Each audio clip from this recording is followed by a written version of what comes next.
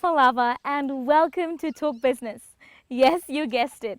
Your Talk Business team is in the heart of Polynesia, featuring several agro-based businesses that have made a mark on the international scene. Join us as we take you through this remarkable journey here in Samoa.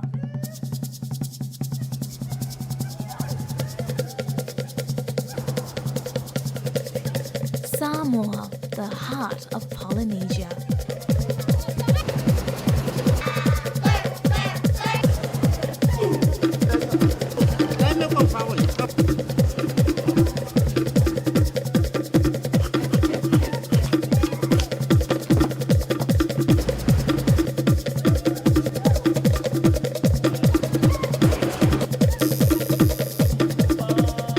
Rich culture, strong traditions, and warm hospitality, a trademark of the South Pacific. The birthplace of Polynesia, it's home to an ancient way of life that sits comfortably with our modern lifestyles. Family, the matai, and church are what lies at the core of the Samoan way, the Fa'a Samoa. With a population of just under 200,000 people, Samoa has a vibrant economy that relies on tourism and exports of auto parts and agricultural produce that include coconut oil, copra, fruits, and root crops. Agricultural production is in the decline though. According to a study by the Asian Development Bank, agriculture contributed around 20% of Samoa's GDP in the 1990s. Today, it hovers around 9.7%. Figures like these that the Soil Health Pacific Company is hoping to change. It's Samoa's first fertilizer manufacturer that also specializes in agronomy support. Agronomy is the science and technology of producing and using plants for food, fuel, fiber, and land reclamation. And the man at the helm is Edwin Tamasese. He grew up in the greens of his family's plantations and has always had a passion for farming, which explains why he ventured out into a fertilizer manufacturing business. Samoa is a volcanic island and has soil that heavily contains rocks, making farming all the more difficult.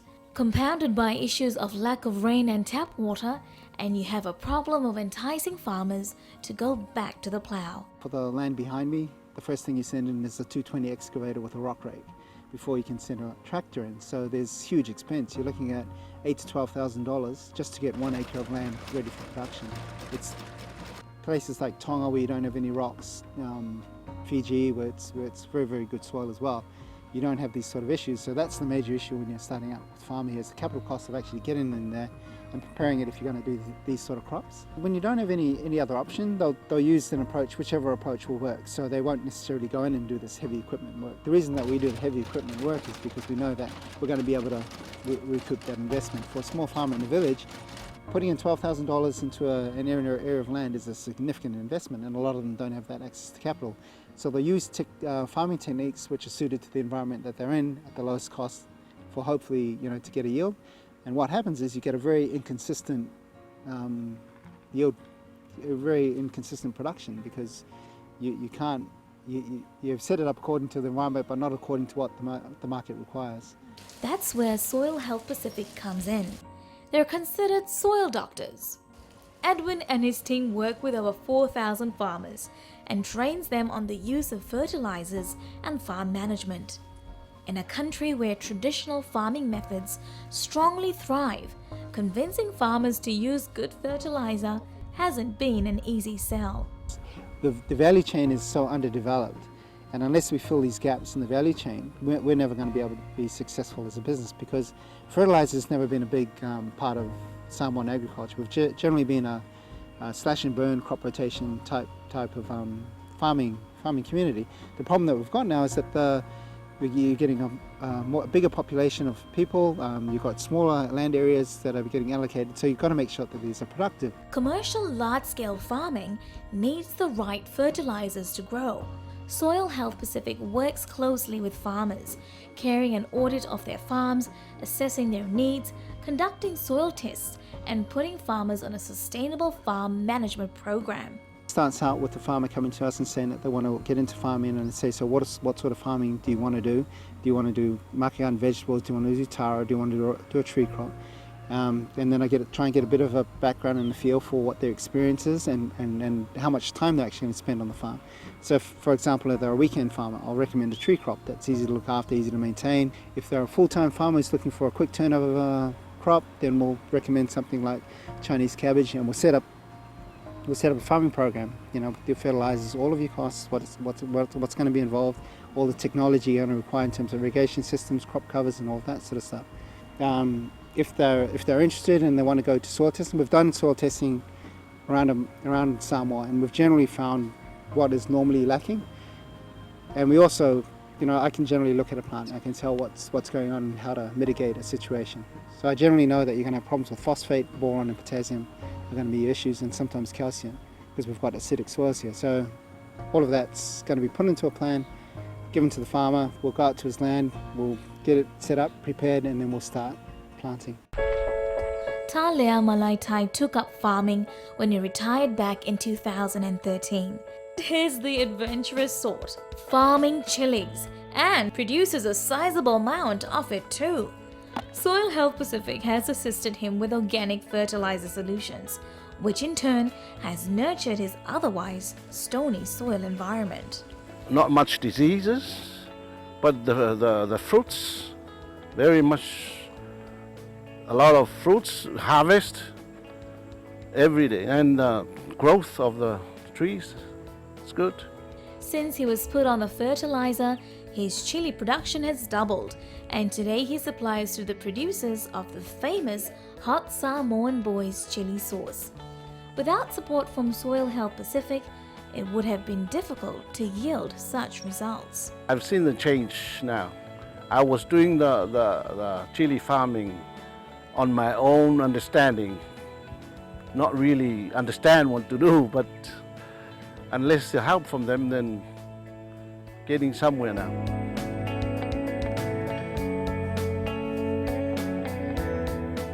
Conventional farming is never an easy feat.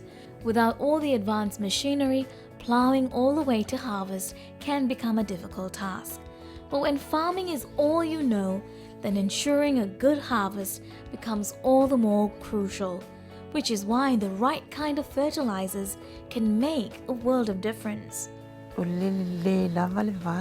fertilizers that they can supply, it's very more useful. It can help the vegetables to grow up quickly, and it's very helpful and more install more important fertilizers for us as farmers. Then it can help the vegetables and also helps us and also the soil. Farming here in Samoa is synonymous to their way of life in the village. Even if you have a small patch of land in your backyard, you must grow fruits or vegetables. Reverend Maluafiti Iosefa is your average backyard gardener. The dry spell and poor soil fertility meant low yield. But since he joined the soil health program, he too has seen good results. A lot of changes, yeah. There are a lot of minerals in the soil that will show by the fruits. I think all the farmers should use the compost and other chicken manure for their farms.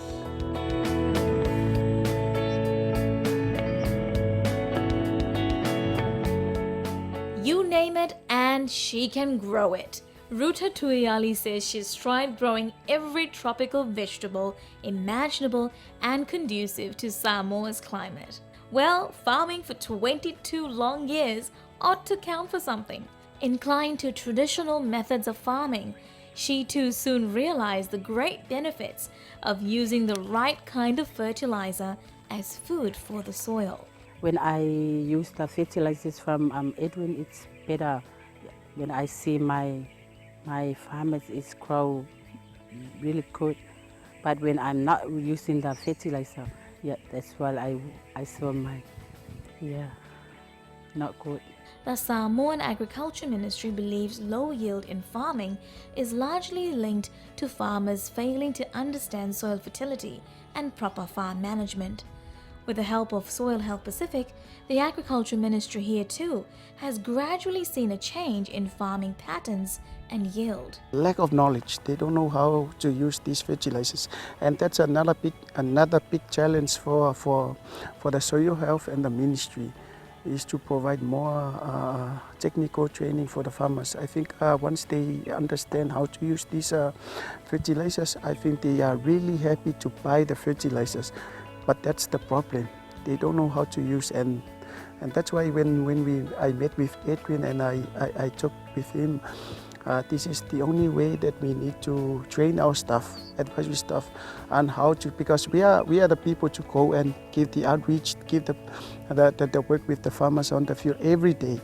And I really need these people to train. It's really about getting farmers to understand how good fertilizers work and how exactly to manage a commercial farm. The traditional approach was we don't need fertilizers, that plants will just grow on their own. And that was actually true because of the way that they farm. Because the soil is building its own fertilizer over that 3-year period, you come in and you use it. And the problem that they're having now is that they'll use it and then they'll go back in and try to use it again.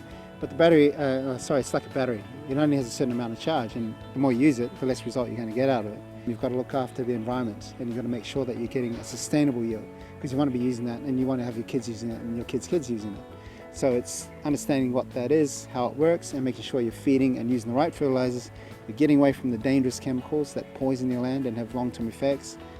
Could cause, I don't know, diabetes, heart disease, cancers, and all these sort of things that we're seeing now.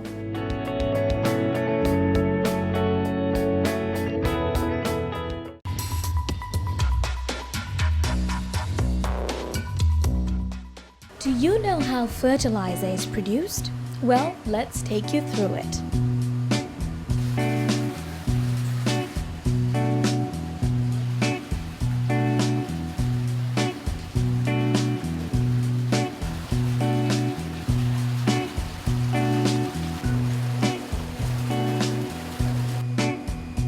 We've got a microbiological brew. In this brew here, we're going to use this as a compost digester. So we've got biological material in here which is used to break down carbonous material. So at this stage here, what we're doing is we're going to start feeding it with things that it likes. So we're giving it things like molasses, we're giving it things like fish emulsion. We're actually going to add a little bit of boron. I'm going to put in some potassium sulfate, a little bit of potassium sulfate, just to get a bit of a balance of nutrient and a bit of food for the bacteria and fungi. This biological solution will sit and brew for 10 days, after which it will be pumped out into these holding tanks where it will undergo a stabilization process and then ready for filtering.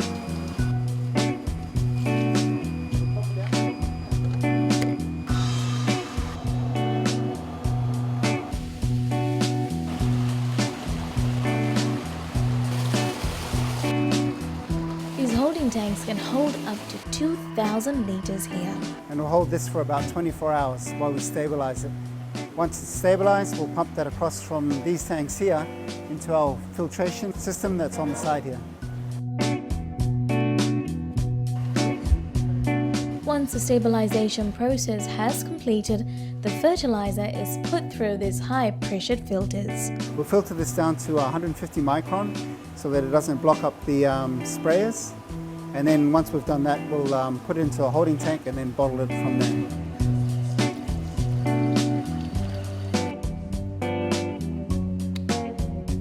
These fertilizer solutions are quite effective when employed with proper farm management techniques. It nourishes the soil, maintains a healthy balance, and optimizes crop yield. Now to the nursery, where it all begins. So we're ready for planting the seeds and put the nurseries to ready for 4 weeks for planting.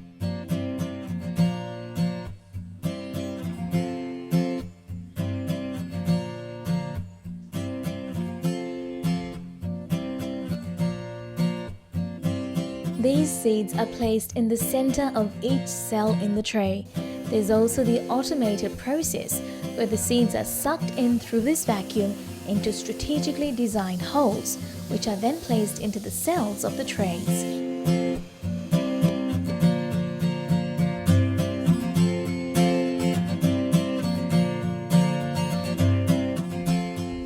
What we're doing out here is we're getting the soil ready for our planting. We've had a green manure crop here on this field for about 3 weeks, and the tractor is tilling that in now so that we can get it underground before we start putting out our fertilizers.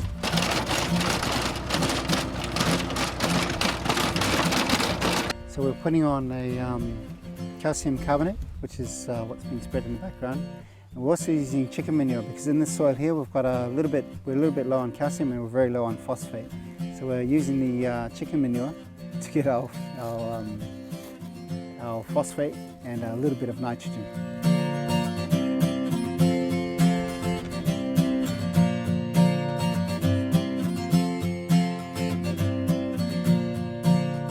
What we're doing now is that we've spread our base and now we're putting a liquid fertilizer on top of that. That's one of the biologicals that we're mixing in the factory earlier on. This biological is designed for the start of the growth phase, and it's got a few different nutrients which help plants to start off, so they're like root stimulants, hormones and those sort of things.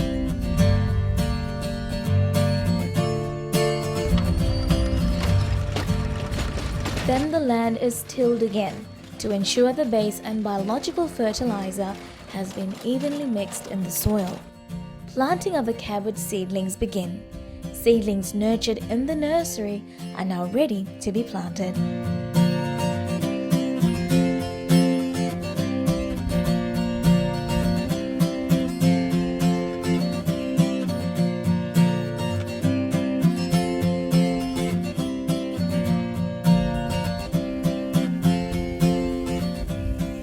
Now these seedlings will begin to look like this in about a week's time.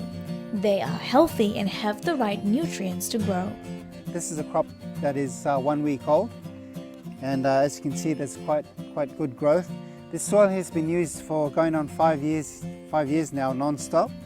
So for a soil that's been used constantly with no breaks, the performance of this crop is actually doing really well.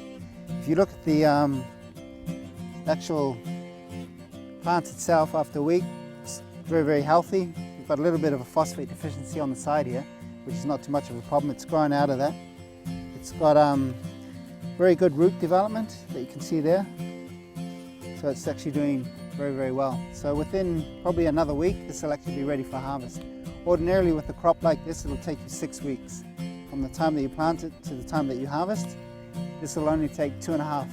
In the greenhouse, Edwin is carrying out trials for other seasonal crops in huge demand, especially in the tourism sector. We're doing a trial on high-value cropping. Capsicums are a very expensive crop here. In Samoa, you can pay $18 for a decent-sized capsicum, or normally averages around about 35 to 45 tala a kilo. And what we're trying to do is to find out the reasons and the challenges that the farmers have out in the field.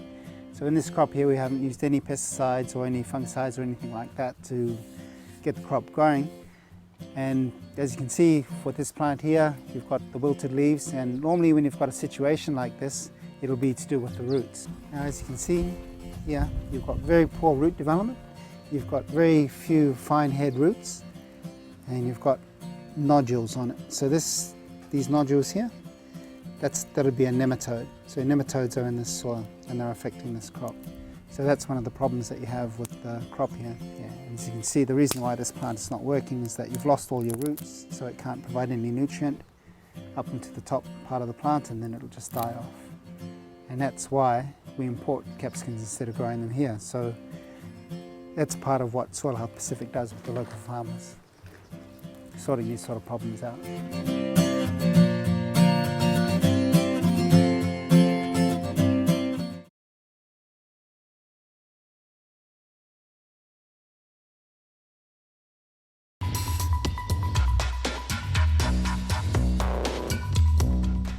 Soil Health Pacific has been instrumental in helping farmers in Samoa better understand agronomy.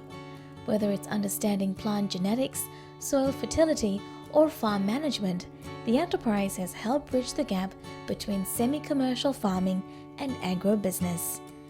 And helping Edwin Tamasese towards this goal is the European Union-funded Increasing Agricultural Commodity Trade, or IACT project.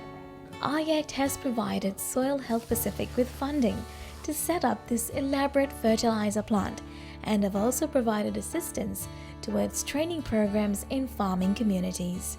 Yeah, well, IACT has been a major contributor to enabling us to do what we do. Yeah, without it, it would have been very hard to keep this business operational, especially with the huge challenges that you've got along the value chain and so many of the areas that you have to build capacity before you can actually make this thing work relatively well. It's the difference made in the lives of ordinary Pacific Islanders and Pacific businesses that lies at the very heart of the European Union's work in the region.